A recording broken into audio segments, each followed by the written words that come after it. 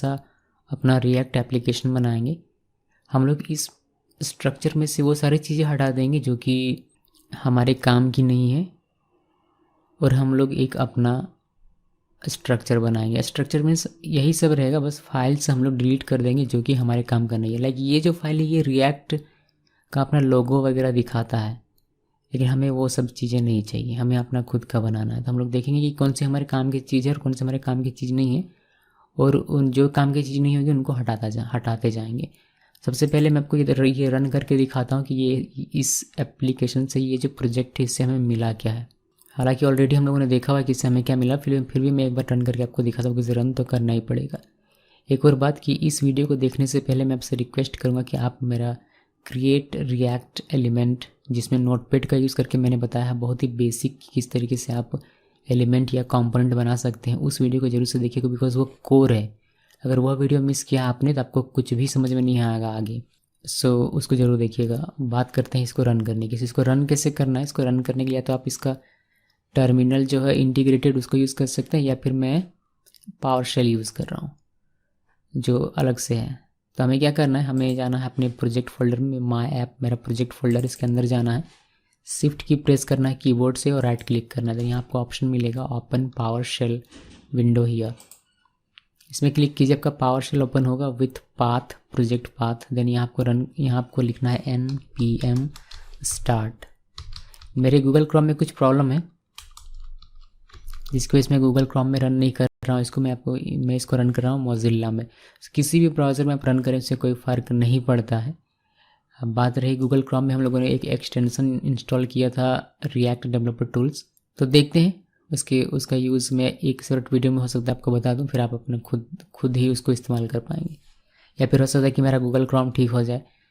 सो npm start लिख के और इंटर प्रेस करना है। ये थोड़ा सा वक्त लेता है पहली मरतबा रन करने में, ये डिपेंड करता है आपके सिस्टम की स्पीड में। सो मेरा जो लैपटॉप वो बहुत बेहतरीन नहीं है तो ये काफ़ी समय लेगा मेरे ख्याल से। रैम अच्छा होना चाहिए, प्रोसेसर अच्छा होना चाहिए। चलिए स्टार्टिंग दी डेवलपमेंट सर्वर तक तो पहुंच गया, ये हमारा होपफुली मोजिल्ला फायरफॉक्स में रन करना चाहिए। अगर गूगल क्रोम में आता है तो गूगल क्रोम से हम लोग लिंक कॉपी करके और मोजिल्ला में उसको पेस्ट करके उसमें रन करेंगे। देखिए मेरा मोजिल्ला फायरफॉक्स जो वो क्या हो रहा है, ये अपडेट हो रहा है। इसका एक अलग ही कहानी है, हर घंटे अपडेट होता है। ओके, ये फाइनली रन कर दिया। करीब 1 से 1.5 मिनट लगा मुझको इसको देखने नसीब होने में। सो आपको भी लग सकता है 1 से 1.5 मिनट, या फिर आपका सिस्टम अगर स्लो है मेरे से तो ज़्यादा समय लग सकता है, अगर फास्ट है तो जल्दी हो सकता है। यहाँ पावर शेल में देखेंगे तो आपको ये बताएगा कि आप इस लिंक में को कहीं भी पेस्ट करके, किसी भी ब्राउज़र में पेस्ट करके इसको देख सकते हैं आउटपुट। ये जैसे कि मैंने यहाँ पर देखा, ये लिंक बस आपको कॉपी करना है और गूगल क्रोम में देखना है तो गूगल क्रोम में देखिए, मोजिल्ला में तो मोजिल्ला में, किसी और ब्राउज़र में तो देख सकते हैं। सिर्फ इसको कॉपी करके पेस्ट करना है, ठीक है। तो ये फाइनल आउटपुट मिलता है अभी जो हमारा प्रोजेक्ट है, जो कि बाय डिफ़ॉल्ट में मिला है उससे। लेकिन हमें ये नहीं चाहिए, हम लोग इससे क्या करेंगे, ये तो रिएक्ट का हमें अपना चाहिए। तो मैं एक एक करके आपको बताता हूँ कि क्या क्या चीज़ें आप एडिट कर सकते हैं। ये फैब आइकन है, फैब आइकन आपको यहाँ देखने को मिलेगा। देखिए यहाँ पर आप देख पा रहे हैं, यहाँ जो टैब में आइकन दिखाई दे रहा है उसी को बोलते हैं फैब आइकन। सो अगर आपको अपने एप्लीकेशन में या अपनी वेबसाइट में इस तरीके का आइकन देना है तो आप पब्लिक फोल्डर में उसको रख सकते हैं। पब्लिक फोल्डर में सिर्फ रखने से काम नहीं होता, इसको index.html में आपको लिंक भी करना पड़ता है। यहाँ पर कहीं लिंक किया गया होगा, देखते हैं, ये देखिए यहाँ पर लिंक किया गया है। इसके साथ ही इसको मैनिफेस्टेशन में भी लिखा गया होगा, यहाँ पर देखिए SRC में। तो इन कुछ जगहों पर इसको मेंशन करना पड़ता है। सबसे ईजीएस्ट वे ये है इसी में अपनी वेबसाइट का आइकन डालना कि आप नाम सेम रखिए, फैब आइकन ही इसका नाम रखिए, बस आपका इमेज होगा। इसको डिलीट कर दीजिए और आप जो आइकन रखेंगे अपनी वेबसाइट का उसका नाम सेम रखिए, तो आपको कहीं भी कुछ भी चेंज करने की आवश्यकता नहीं पड़ेगी, बिकॉज सब जगह ये इस नाम से है। सबसे ईजी वे, इसीलिए मैं इसको रहने देता हूँ। अब index.html में आते हैं। index.html में हमें कुछ भी चेंज करने की आवश्यकता नहीं है। आप अगर ज़्यादा ये भीड़ लग रहा है तो आप इस कमेंट को हटा सकते हैं, हालांकि इसमें अच्छी जानकारी दी गई है, नहीं भी हटाएंगे तो भी चलेगा। उसके बाद यहाँ भी बहुत सारा कमेंट है, इसको पढ़िएगा, आपको बहुत अच्छी जानकारी मिलेगी। देन यहाँ में मिलता है टाइटल। अगर आपको टाइटल चेंज करना है, अगर मैंने इसको सेव किया, सेव करने के बाद आप मोजिल्ला देखेंगे, ये रिफ्रेश हो रहा है, रिफ्रेश होने में भी बहुत सारा टाइम ले रहा है। ओके, यहाँ से आपको टाइटल दिखाई दे रहा है ये वाला, इसको आप चेंज करना चाहते हैं, मान लीजिए रिएक्ट ऐप से कुछ और, तो आप कर सकते हैं। आपको कोड में जाना है और index.html में यहाँ जो रिएक्ट ऐप लिखा है इसको आप हटा कर दीजिए वेलकम टू गीकी सोर्स और इसको सेव कीजिए। सेव करने के बाद जब आप देखेंगे इसको, यहाँ आपको welcome to geeky source change होकर ये मिलेगा। उसी तरीके से और फिर से कोड में आते हैं। यहाँ पर आपको मैं ये पूरा समझाता हूँ अगर आपको, तो ये HTML है, हेड है, ये मेटा है, लिंक किया गया है फैब आइकन को, देन यहाँ मेटा है, फिर एक लिंक किया गया है manifest.json को, इस फाइल को, then title, then head close, body में ये स्क्रिप्ट लिखा गया है, script no script tag, then यहाँ एक डिव आपको दिखाई देगा जिसका ID रूट लिखा हुआ है। ये बहुत ही इंपॉर्टेंट है। जितने भी आप कंपोनेंट बनाते हैं वो सारे के सारे यहीं पर आते हैं रेंडर होने के लिए। फाइनली ये भी कमेंट है, इसको हम लोग यहाँ से यहाँ तक हटा देते हैं। देन फाइनली बॉडी क्लोज और HTML क्लोज। इस पूरे index.html में आपको एक यही चीज़ सिर्फ देखने को मिलेगा बॉडी के अंदर, और कुछ भी आपको देखने को नहीं मिलेगा। सो बस यही है, इसको सेव कर दिया मैंने और आगे बढ़ते हैं manifest.json फाइल की तरफ। इसमें कुछ भी नहीं है, नाम वगैरह है और आइकन वगैरह इसमें कुछ भी नहीं है।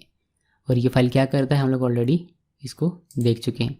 अब आते हैं हम लोग का पब्लिक फोल्डर ख़त्म हो गया, हम लोग आते हैं SRC में। SRC फोल्डर में मैं क्या करता हूँ कि यहाँ से लेकर यहाँ तक, यानी कि app.css, app.js और app.test.js और index.css और index.js और logo.svg, ये सारा डिलीट कर देता हूँ और आपको एक बेसिक सा मैं आपको बना कर दिखाता हूँ। मैंने प्रेस किया डिलीट बटन और ये हो गया हमारा सब कुछ डिलीट। अभी सिंपल से SRC फोल्डर के अंदर मुझे एक फ़ाइल बनाना है और इसका नाम रखूँगा मैं index.js। इसके अंदर हम लोग एक रिएक्ट एलिमेंट बनाएंगे और उसको मैं आपको रेंडर करके दिखाऊंगा वेब ब्राउज़र में। अभी अगर आप इसको सेव करते हैं और फायरफॉक्स देखेंगे तो यहाँ आपको कुछ भी देखने को नहीं मिलेगा, ये बिल्कुल खाली हो चुका है। सिर्फ वेलकम टू गीकी सोर्स है और इसका आइकन है बस, और यहाँ जो भी था लोगो वगैरह वो सब कुछ हम लोगों ने डिलीट कर दिया है, कुछ भी नहीं है। सो एक सिंपल सा हम लोग एलिमेंट बनाएंगे, रिएक्ट एलिमेंट, और उसको रेंडर करेंगे, देखेंगे कि किस तरीके से ये काम करता है। सो मैं रिएक्ट एलिमेंट बनाना है तो सबसे पहले आपको रिएक्ट को इंपोर्ट करना पड़ेगा। तो आपको लिखना है import react from react module. React package से हम लोगों ने रिएक्ट को रिएक्ट किया है। इसमें रिएक्ट आपका एक एक्सपोर्ट डिफ़ॉल्ट है, ठीक है। React is declared but it's values never read name space react. Okay, so react export default होगा, इसलिए हम लोगों ने इसको करली ब्रैकेट के अंदर में नहीं लिखा है। From react module. अगर आपको ये इंपोर्ट स्टेटमेंट के बारे में नहीं पता है तो आपको मेरा वीडियो देखना चाहिए एडवांस जावास्क्रिप्ट का, जिसमें मैंने मॉड्यूल इंपोर्ट एक्सपोर्ट के लिए डिस्कस किया। इसके अलावा हमें ज़रूरत पड़ेगी इंपोर्ट रिएक्ट डॉम की from react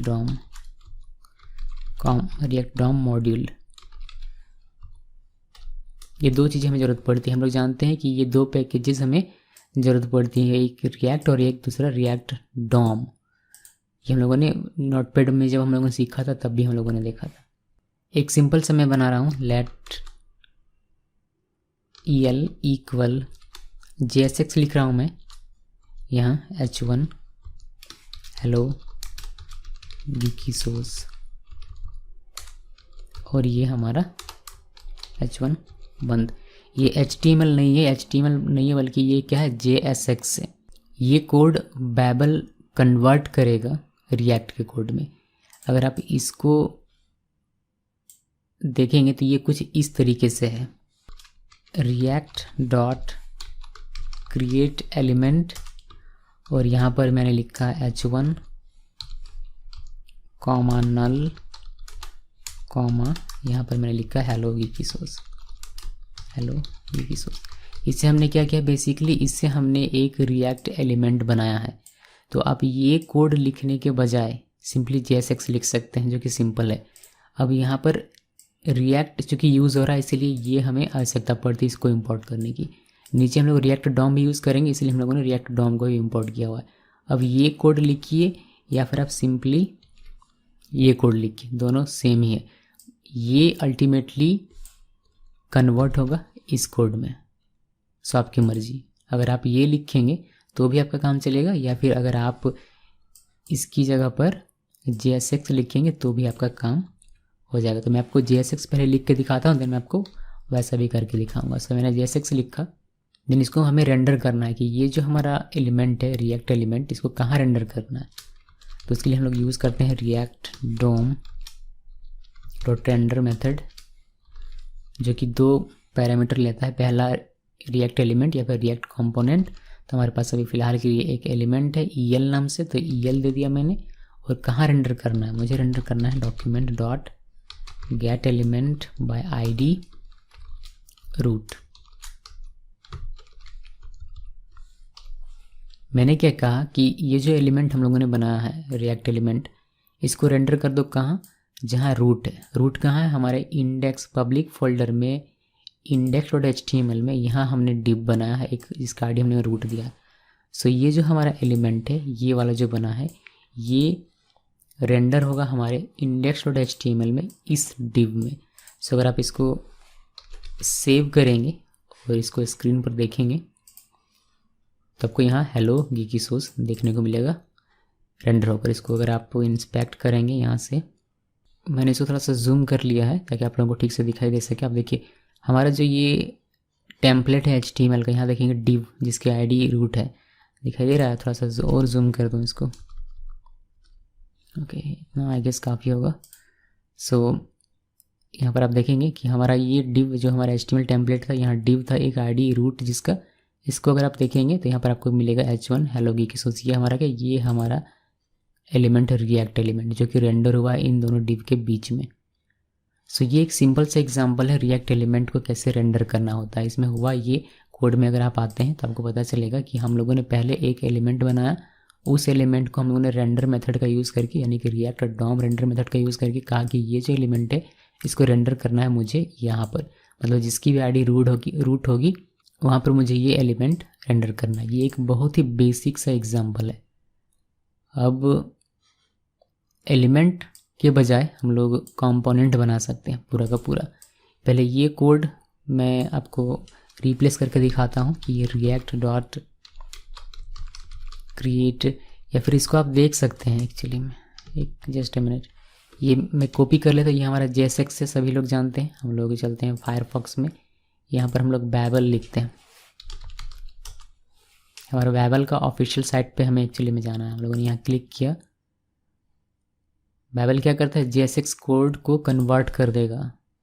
try it out में मैंने क्लिक किया, यहाँ पर आपको एक कन्वर्टर दिखाई देगा। देखिए यहाँ पर आपको अपना JSX का कोड लिखना है जो कि मैंने पेस्ट कर दिया, और इसी के कॉरेस्पॉन्डिंग आप देखेंगे यहाँ पर आपको मिल जाता है जावास्क्रिप्ट। सो आप ये लिखिए या फिर आप ये लिखिए, दोनों ही सेम है। बिहाइंड द सीन बैबल इस JSX को इसमें कन्वर्ट करेगा और यही फाइनल आपका कोड बनता है। सो मैंने इसको कॉपी कर लिया। कॉपी करने के बाद अगर मैं इसको यहाँ पेस्ट कर दूँ और अभी इसको सेव करूँ तो भी मेरा आउटपुट मुझे दिखाई देगा यहाँ पर ईजीली। सेम वही, दोनों सेम ही हैं। अभी ये था एक छोटा सा एग्जांपल जिसमें हम लोगों ने रिएक्ट एलिमेंट क्रिएट किया। यहाँ पर ये रिएक्ट एलिमेंट हम लोगों ने क्रिएट किया। अभी हम लोग एक कंपोनेंट बनाते हैं पूरा का पूरा, और उसको हम लोग देखते हैं कि किस तरीके से आप रेंडर कर सकते हैं। मैं एक कंपोनेंट बनाने वाला हूँ, तो कंपोनेंट बनाने के लिए मैं एक नया फाइल बना लेता हूँ।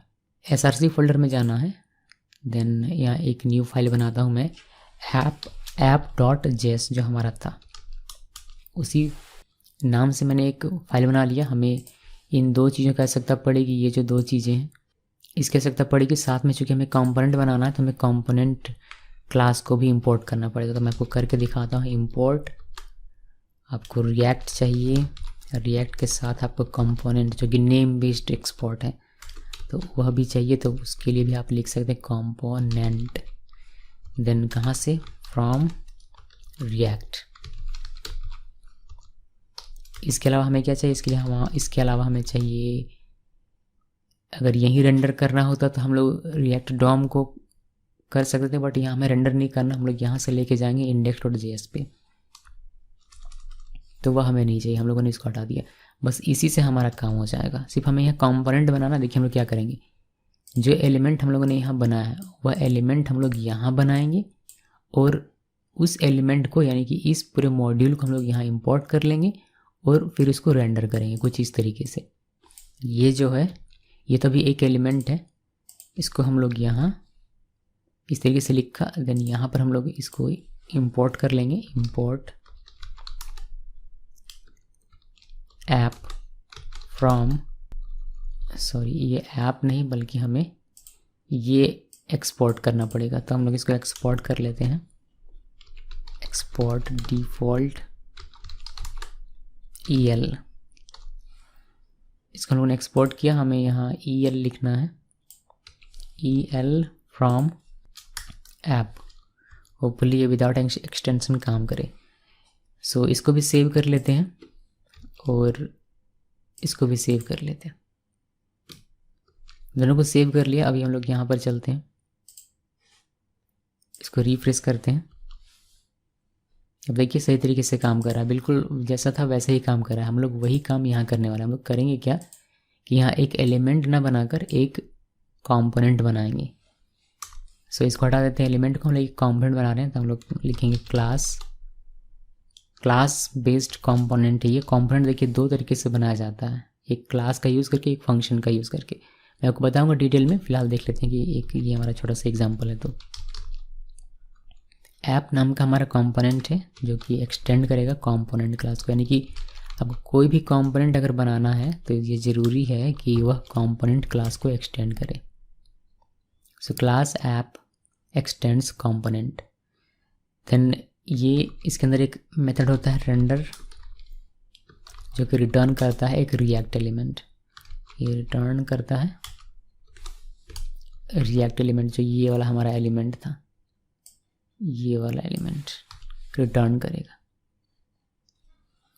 ओके, सो वही है, बट इसको हम लोगों ने, हमारा जो एलिमेंट था उसको हम लोगों ने कंपोनेंट के अंदर रखा हुआ है, और ये कंपोनेंट हम लोग यहाँ यूज़ करेंगे यहाँ पर। तो इसको मैं यहाँ ऐप फ्रॉम ऐप, देन यहाँ एलिमेंट रेंडर करने के बजाय हमें रेंडर करना है कंपोनेंट। कौन सा कंपोनेंट? App component. सेव कर दीजिए। यहाँ भी हमें इसको एक्सपोर्ट करना पड़ेगा, ये जो ऐप है हमारा एक्सपोर्ट कर दिया मैंने, सेव किया। सो ये भी सेव और ये भी सेव, और हमारा फायरफॉक्स रिफ्रेश हो गया ऑटोमेटिकली। फिर भी मैं एक बार रिफ्रेश कर देता हूँ। जी हाँ, सब कुछ सही तरीके से काम कर रहा है। और हमें वह एलिमेंट यहाँ कंपोनेंट, अब ये एलिमेंट नहीं बल्कि एक पूरा का पूरा कंपोनेंट है। इसको समझिए कि क्या हुआ है, कहानी इसका कैसे है। सबसे पहले हम लोगों ने एक कंपोनेंट बनाया, उसको हम लोगों ने एक्सपोर्ट कर दिया। देन इस कंपोनेंट को मुझे यहाँ यूज़ करना है, तो मैंने इसको इसकी उसी कंपोनेंट को यहाँ इंपोर्ट कर लिया। देन इस कंपोनेंट को मैंने कहा कि ये जो कंपोनेंट है इसको रेंडर करो कहाँ, जहाँ भी रूट है, यानी कि फाइनली ये चलाएगा index.html यहाँ पर, और रेंडर होकर हमें वेब पेज में यहाँ दिखाई देता है, जो कि आपको यहाँ मिलता है, हेलो गीकी सॉस। ओके, सो एक छोटा सा एग्जांपल था जिसमें हम लोगों ने एलिमेंट को भी रेंडर करना सीखा और एक पूरा का पूरा कंपोनेंट बनाया और उसको भी रेंडर करना सीखा। होपफुली सबके लिए क्लियर होगा। यहाँ आप ये पूरा लिखने के बजाय आप JSX यूज़ कर सकते हैं, उससे आपको आसानी होगी। लाइक सिंपली लिख दीजिए H1 हेलो गीकी सॉस। आप JSX लिखें या फिर जैसा भी कुछ देर पहले लिखा गया था वैसा लिखें, दोनों अल्टीमेटली सेम ही होगा। सो इसको भी सेव करके एक बार मैं दिखा देता हूँ। इसमें मैंने चेंज कर देता हूँ, मैं हेलो गीकी सॉस वालों। सेव करते हैं। सेव करने के बाद अपना वेब पेज देखते हैं। यहाँ देखिए आपको चेंज होकर दिखाई देगा और यहाँ आपको रेंडर होकर दिखाई देगा उसी डिव के अंदर में। सो गाइज ये है कि किस तरीके से पूरा रिएक्ट ऐप आप बना सकते हैं। फिर से बताता हूँ, एक बार रिपीट कर रहा हूँ, होपफुली जिनको समझ में नहीं आया उनको समझ में आया होगा, मतलब आ जाएगा। सबसे पहले एक कंपोनेंट बनाया app.js नाम से। उसको बनाने के लिए हमें रिएक्ट की आवश्यकता पड़ती है। क्यों? क्योंकि ये JSX जो आप लिख रहे हैं ये ultimately react dot create element method को कॉल करेगा। क्रिएट एलिमेंट मेथड रिएक्ट का है तो रिएक्ट यहाँ होना चाहिए, इसीलिए इसको इंपोर्ट करना ज़रूरी है। ठीक, कंपोनेंट क्यों इंपोर्ट करना ज़रूरी है? बिकॉज कंपोनेंट क्लास का आप यहाँ यूज़ कर रहे हैं इसीलिए। तो ये क्लियर हो गया। अब कंपोनेंट बनाना है तो कंपोनेंट क्लास को एक्सटेंड करते हुए यहाँ पर हम लोगों ने अपना कंपोनेंट बनाया। हर एक कंपोनेंट एक मेथड रिटर्न करता है, एक मेथड कंटेन करता है जो कि है रेंडर मेथड। ये सबसे इंपॉर्टेंट मेथड है किसी भी कंपोनेंट का। कंपोनेंट के अंदर बहुत सारे मेथड होते हैं बट वो सारे ऑप्शनल हैं, जो मैंडेटरी हुआ है रेंडर मेथड। इसके बारे में हम लोगों ने पढ़ा है जब हम लोग क्रिएट रिएक्ट एलिमेंट नोटपैड से देख रहे थे तब, इसीलिए मैं इसके बारे में आपको डिटेल में बता नहीं रहा हूँ।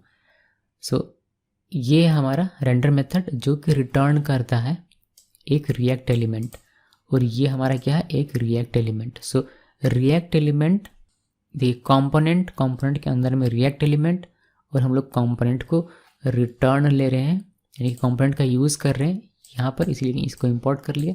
तो यहाँ हम लोगों ने कहा कि ये जो मेरा कंपोनेंट है इसको रेंडर कर दो यहाँ मतलब इस index.html की इस डिव में, जो कि हमें वेब पेज में रेंडर होकर दिखाई देता है। आप यहाँ इंस्पेक्ट करके इसको इजीली देख सकते हैं। देखिए, इसको समझना थोड़ा सा कॉम्प्लिकेटेड होता है स्टार्टिंग में, लेकिन एक बार आपको समझ में आ जाए पूरा वर्क फ्लो तो फिर आप आसानी से इसको समझ सकते हैं। सो एक बात मैं सभी को कहना चाहूँगा कि हार मानना नहीं है। रिएक्ट शुरू में सीखने में बहुत डिफ़िकल्ट है, बहुत ही दिमाग की दही हो जाती है, सच कह रहा हूँ मैं, शुरू में। लेकिन जैसे आप इसका वर्क फ्लो पकड़ लेते हैं बहुत ही ईजी हो जाता है काम करना। सो 10 से 20 वीडियो देखिए आराम से, एकदम बैठ कर बार बार रिपीट कर करके सब कुछ समझ में आ जाएगा। लेकिन आप फ्रस्ट्रेटेड होकर अगर इसको छोड़ देंगे तो फिर आप कभी रिएक्ट सीख नहीं पाएंगे। सो गाइज, यही है छोटा सा एक एप्लीकेशन हम लोगों ने देखा कि हमने अपने प्रोजेक्ट में किस तरीके से बनाया। सारी फाइल्स मैंने डिलीट कर दी हैं। आप देखेंगे सिर्फ ये index.html बचा है, और यहाँ से हम लोगों ने app.js और index.js और ये सर्विस वर्कर.js, इसका हम लोगों ने अभी तक यहाँ यूज़ भी नहीं किया, जबकि हमें यूज़ करना चाहिए था।